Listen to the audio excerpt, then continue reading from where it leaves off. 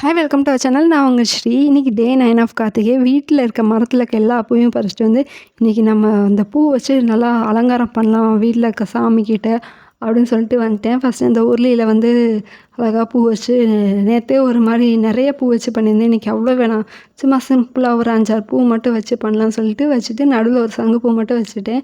அதுக்கப்புறம் கொஞ்சம் கேப் இருந்த மாதிரி இருந்துச்சுன்னு சொல்லிட்டு எக்ஸ்ட்ரா ஒரு பூ மட்டும் ஆட் பண்ணிக்கிட்டேன். அதுக்கப்புறமேட்டு சாமிக்கு பூ போடலான்னு வந்துட்டேன். சாமிக்காக கொஞ்சமாக முல்லைப்பூ இருந்துச்சு. அதுக்கப்புறம் பறிச்சிட்டு அந்த முல்லைப்பூ வச்சு சாமியை நல்லா டெக்கரேட் பண்ணியாச்சு. இன்றைக்கி செவ்வாய்க்கிழமைக்காக முருகருக்கு நல்லா அழகாக அலங்காரம் பண்ணி விளக்கேற்றி இன்றைக்கி சாமி கும்பிட்டாச்சு.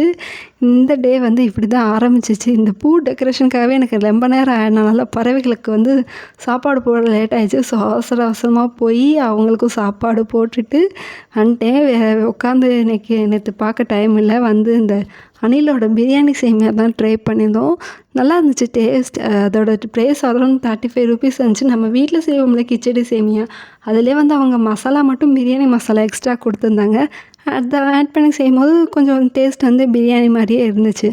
இந்த தக்காளி, வெங்காயம், பச்சை மிளகா, இஞ்சி பூண்டு பேஸ்ட் இந்த மாதிரி நிறைய விஷயங்களும் ரெடி பண்ண வேண்டியிருந்துச்சு. நம்ம நார்மலாக செய்கிற சேமியாவுக்கு இத்தனை மெனக்கெட தேவையில்லை. ஸோ இது வந்து பிரியாணி சேமியாங்கிறனால இந்த மாதிரி விஷயங்கள்லாம் ரெடி பண்ணி அதுக்கப்புறம் அவங்க கொடுத்துருக்க மசாலாலாம் போட்டு அதோட டேஸ்ட் அண்ட் ஸ்மெல்லு சூப்பராகவே இருந்துச்சு. பிரியாணி மாதிரியே எக்ஸாக்டாக ஸ்மெல்லு வந்துருந்துச்சு.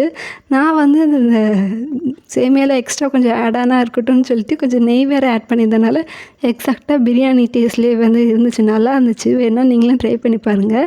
அதுக்கப்புறமேட்டு வந்து ரொம்ப நாள் ஆசை இந்த மில்க் புட்டிங் ட்ரை பண்ணணும்.